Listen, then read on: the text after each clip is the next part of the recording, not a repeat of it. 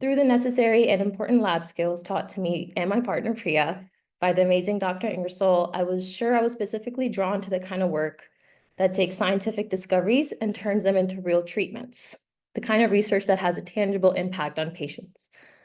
One defining moment for me was Priya when Priya and I presented our research at Penn State Lehigh Valley.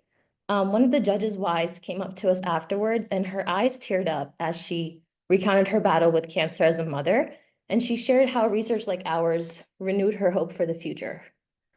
That conversation brought a lot of meaning to the hours we spent poring over data and reminded me that even the smallest discoveries can ripple outwards, touching lives in ways I may never fully witness.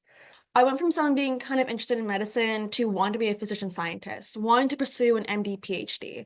And, I thought scientists can be kind of stuffy and that big words are overwhelming. And I didn't think as a college student that I would be able to find ways to cure cancer and effectively pitch that at Ivy League institutions. But here, Sakshi and I have both presented at UPenn and Cornell's Medical School in New York University. The feedback we received was incredible. Next year, with renovated labs, I know our students are going to be able to accomplish so much more.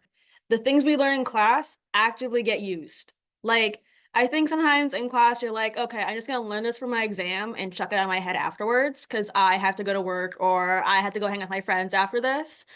But, when I'm sitting down and I have to actually feed the cells and take care of them, and then, like, when I have to cleave the cells, and I'm doing a bunch of these little things to, do the research itself. And I'm like, wait a minute, didn't we talk about this, my freshman year or, my sophomore year in that, bio class? Like, wait a minute, right? And it makes you really stop and actually use your education.